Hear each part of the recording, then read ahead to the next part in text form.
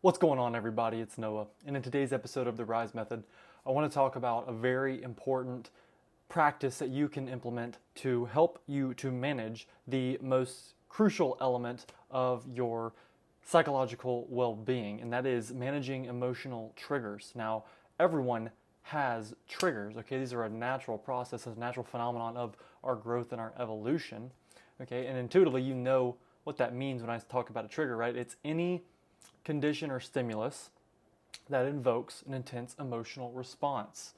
Okay, this can come up in a number of ways in your life. You're driving in traffic and someone cuts you off. That's a trigger, right? Because it's likely to trigger some anger and frustration. Your partner tells you that you're not emotionally available enough or that you're not showing up in a particular way, and that can trigger you, right? We have these in our business when perhaps a certain strategy doesn't come to fruition, and so we get triggered. There's a tendency, okay? There's a stimulus that is makes us privy to experiencing frustration, anger, sadness, shame, etc. A number of these quote unquote negative emotions, and the first way to manage these triggers and to master your triggers is to just become aware of the trigger in the first place, identification. Okay, all of this, all of the change that we're seeking in that mastery, that ability to utilize our mind and to construct a mental frame that is able to direct us toward worthy goals, right? And to do that while recognizing our emotions and integrating our feelings and utilizing right brain and heart coherence.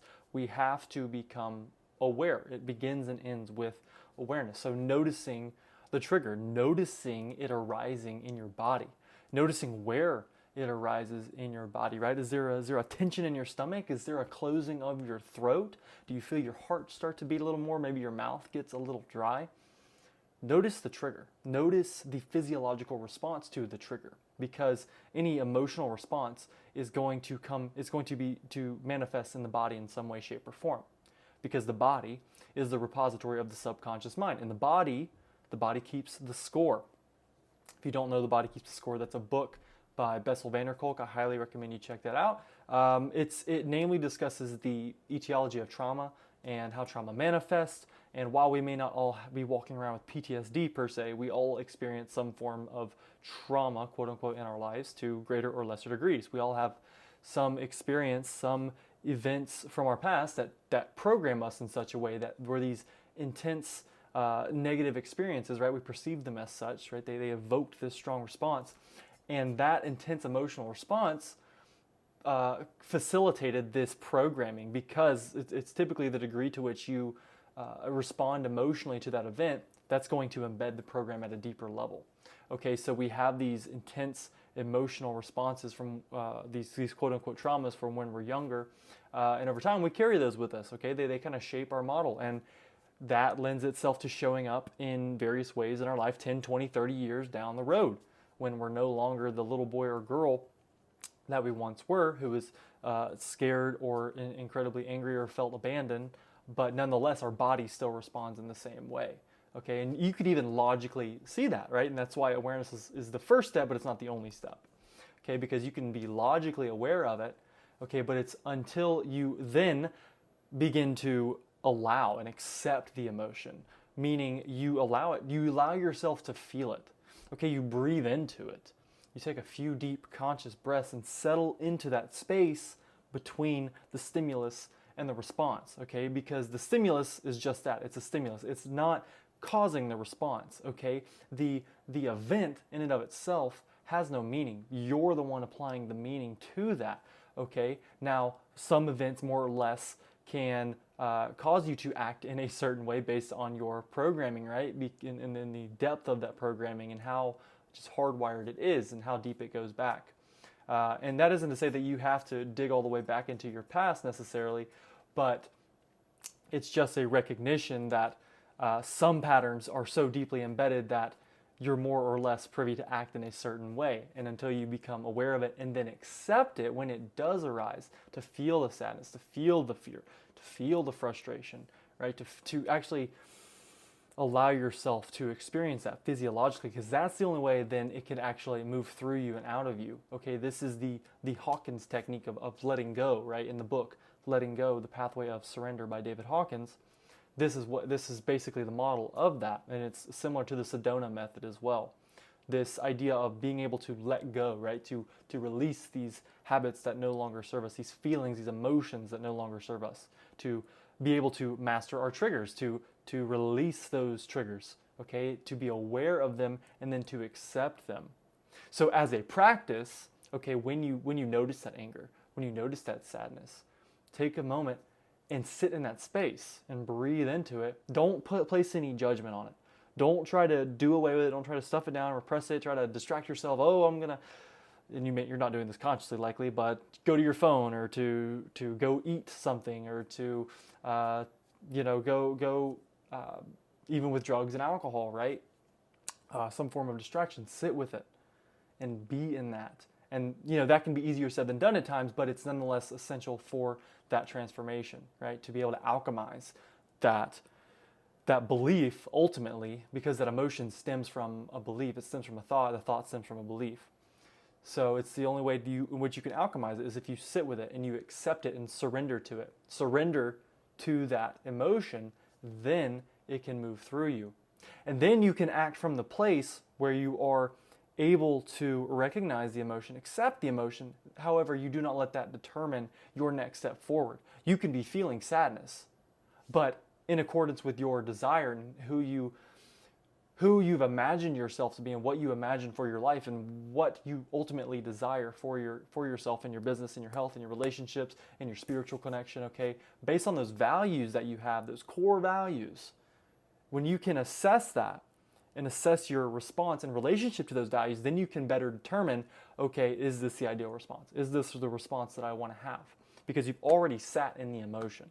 You've already allowed yourself to feel it. And in allowing yourself to feel it, it doesn't have that power that it once had over you, because previously, and a lot of times, when we're on this path of growth and this path of transformation, right, we have this sense of pain or these past patterns coming up, and we want to stuff them down because they're not ideal, right? It's not the ideal way of being, and so we resist them. And you've heard me say this before, what you resist persists, but what you embrace, you erase. So when you embrace that feeling, okay, in the sense that you allow it to manifest, okay, someone cuts you off, you get angry, take a deep breath, allow yourself to just sit in that anger, don't respond to it, okay, don't curse at the wheel necessarily, maybe you did, okay, but even afterwards, allow yourself to sit in that, to feel it, okay, and have some compassion for yourself. And when I say that, realize again that triggers are a natural phenomenon, and all of us have these emotional triggers. We all have these emotional boundaries, whether or not we're aware of them.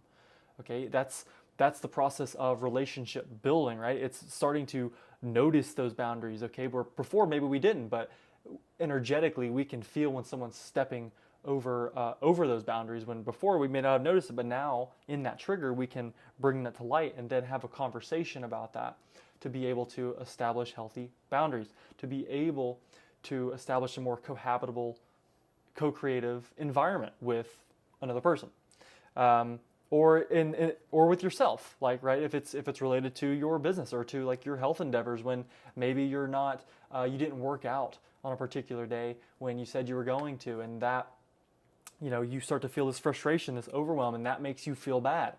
That makes you feel maybe angry at yourself and feeling some sense of shame.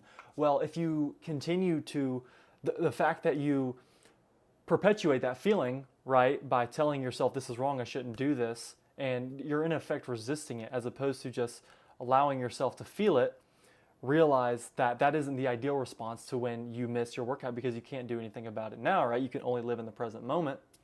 And if you can just sit with the emotion and then realize, how does the ideal version of myself show up, respond to this moment, to respond to this situation that I'm faced with? And you can realize in that moment, oh, well, they can have grace for themselves, and realizing that it's about consistency. It's not about needing to do everything perfectly, but having that consistency time and time again that adds up and makes those gains. So the awareness of the trigger in the first place, that's the first step. And then accepting it, okay, sitting into the emotion, and then having a little compassion for yourself in that space. and then having the conscious intentional response of comparing, assessing that expression, assessing that trigger, whatever emotion you're feeling in relationship to the core values that you have for yourself. So based on that ideal version of yourself, right? The confident version, the successful version, the one who's financially sustainable and successful, the one who's calm and at peace of mind. What are the values that they abide by? You have to have those core values in place because that gives you a reference point for these past patterns to realize how they no longer serve you. Okay, it's these moments where the growth happens, and that's what makes them essential and necessary. And it isn't even that you allow those to dictate your life, because in fact, when you start to resist them and try to stuff them away, then they do in fact dictate your life, or they have more control over your life, because what you resist persists. And not only Carl Jung said this, that they enlarge, they grow in size, so they come back in more pernicious ways. So how do you resolve that? How do you overcome that? You overcome through surrender. You accept it, you allow it to move inside of you, and then allowing it to move in you, it moves through and out of you. And then we can make that conscious, mindful response. Because what can happen with this is if we have a trigger, let's say to reach for, we're accustomed to eating junk food. Someone's accustomed to eating junk food. And they have this pattern, right, of binge eating at night. And they binge eat one night, they have these goals set for themselves of being healthier, eating, they're eating protein and vegetables for dinner. And then, they're doing this well for a few days, maybe a week. And then at some point they find themselves overeating on sweets. And what can happen there is, what tends to happen is someone can put themselves in this place of shame and to this resisting, let's say, resisting the fact that they weren't ideal, okay? And whilst you can feel that shame and that shame will come about, you can sit with it and not resist it, because in fact, when you start to push it down, or when you start to try to stuff it away because it's not how the ideal version of yourself shows up, maybe in relationship to this joyous, grateful version of yourself, and you're not feeling elated, excited, enthusiastic 24/7, you start to feel bad about the binge eating, and then that perpetuates this cycle of eating more, okay? Because that's a coping mechanism to soothe you, is the eating. And so you're in this negative feedback loop of, oh, I feel bad for this, and how do I deal with that? Well, I eat sweet food, or drink alcohol, or take drugs, or I scroll on my phone, I distract myself, I procrastinate, all of these things. So it's then having the compassion, okay, allowing the emotion to sit, to be with it, and just to have the awareness, right, to return to the end, remember your future, to remember the ideal version of yourself, who they're being in this moment, how they would respond to this trial, to this challenge, because it's part of this human experience. Challenge is inevitable, and it's not going anywhere. It's a continual part of your growth and evolution, the eternal process of ascension, of self-actualization. Okay, it's always there, and it's how that ideal version of yourself relates to those problems, right? That's what you want to bring into this moment. And it's having the grace to afford yourself that grace to feel the emotion, accept it as a pattern, and to then reiterate and to reassess going forward, because what's done is done, right? You only live in the now. If we keep ourselves focused on the ways in which we haven't shown up in the past, well, we're just going to continue to perpetuate similar events, right? We're just going to manifest those same circumstances again and again, because where your focus goes, your energy flows. So what do we want to do? Shift that energy, that focus to the end. Remember the future. Bring that future, the end state, into the now. And you can also utilize the successes of your past. Utilize noticing the ways, because it's so hard for us, with our primal patterns, our primal programming, where we're so biased towards negativity, where it can be hard for us to see success in the past. We're so hard on ourselves, and we're just prone to fear and anger as part of this evolutionary programming of our past, that it can be hard for us. So we want to build that muscle of mindfulness, okay? The repetition is the mother of all skill, looking back in the past and starting to consciously pick out the wins, and starting to do that now, okay, in the smallest way, confirming to yourself ways in which you are showing up ideal now. And when one way you can do that is in assessing your triggers and how you respond to those triggers, right? You can respond to the trigger and you can notice it wash over you and through you, and you can just simply sit with it. And that in and of itself, right, is a manifestation of your higher self showing up. Because again, those emotions, right, that pain, that sadness, in some way, shape, or form, resistance comes up again and again. It's part of your evolutionary process. It's part of your growth, your ascension, your self-actualization. So that in and of itself is a way that your ideal self is showing up now. And you can confirm that to yourself. And what are you doing? You're building the momentum, right? You're building the momentum to start acting in greater alignment with that inversion of yourself and bringing that into the now. So to briefly recap that process of mastering your triggers, we want to identify the emotion. We want to accept the emotion, sit with it, let it move through the body. We want to have some self-compassion, okay, and to realize that triggers, again, are a natural process. And then in that space, be able to assess the response or the feeling, the trigger in relationship to our core values, who we desire to be now. So thank you so much for tuning in. Be sure to like and subscribe. Leave any comments or questions down below. I'd love to get back to you. Any ideas for future videos as well, feel free to drop those. You can check out the additional resources as well in the description.